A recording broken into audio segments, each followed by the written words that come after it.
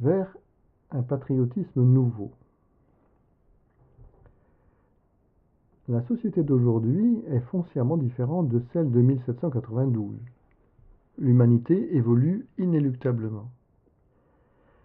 Nos références culturelles changent.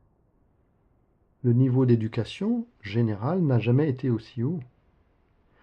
La nation grandit et quelque part devient adulte. Dans les périodes de guerre passées, les États valorisaient le patriotisme guerrier, parce qu'il fallait protéger les frontières des envahisseurs ou favoriser l'expansion territoriale. Les dirigeants de l'époque stigmatisaient l'esprit de sacrifice pour motiver la troupe, qui, entre parenthèses, a rarement l'envie spontanée d'aller se faire tuer. D'où le chant du Rhin qui a été commandé à Rouget de Lisle. Ce patriotisme se fondait sur la peur, la haine de l'autre et le repliement sur nos intérêts nationaux. Il fallait sauver la France. Celui qui n'avait pas cet enthousiasme guerrier était banni. Le patriotisme était obligatoire parce que vital. Au nom du sentiment national, des millions d'hommes de tout pays ont donné leur vie, souvent de façon héroïque, même s'ils sont restés anonymes. Nous sommes leurs descendants. Nous ne pouvons qu'admirer ce courage et cet esprit de sacrifice. Nous devons les honorer pour la paix qu'ils nous ont offerte et la prospérité qu'elle génère. Aujourd'hui, sans cette nécessité de verser le sang, quel est notre patriotisme? Faudrait-il vivre obligatoirement dans la peur et la haine de l'autre pour se sentir patriote? Si nous acceptions de faire évoluer cette notion pour la mettre en adéquation avec nos principes démocratiques actuels, alors elle prendrait un sens plus riche.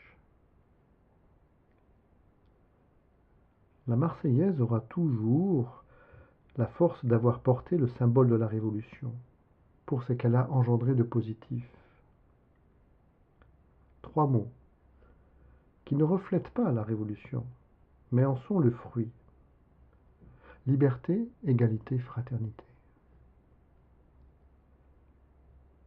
Si la Révolution sanguinaire était un passage obligé, elle n'est pas forcément un élément admirable de notre histoire. Humainement, la terreur n'a rien de glorieux. On peut l'envisager comme un mal nécessaire qui aura fait grandir cette nouvelle société vers les valeurs sublimes qu'elle nous a laissées. Liberté, égalité, fraternité. Que ces 3 piliers de la République deviennent les fondements de notre patriotisme moderne. Tout reste à faire pour que nos descendants soient fiers de leurs aïeux. Un pays sans croissance entre en récession. Une nation qui ne sait plus inventer son futur tombe en décadence.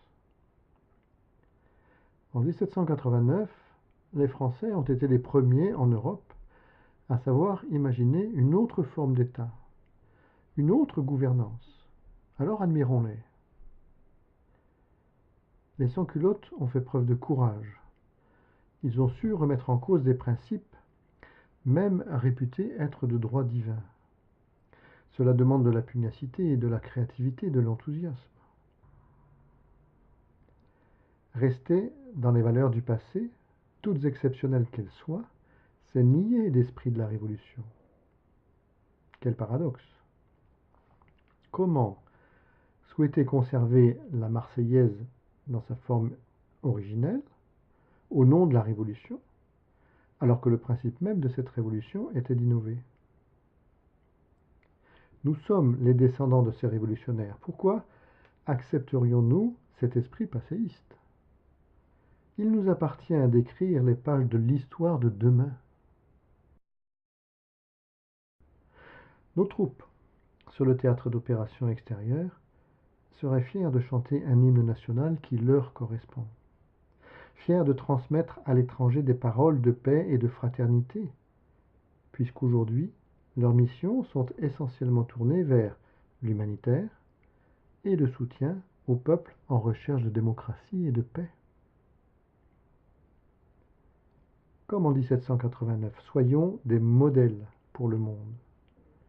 Nous avons le devoir de faire de notre hymne national un chant républicain, moderne, fondé sur les 3 piliers de la République: liberté, égalité et fraternité.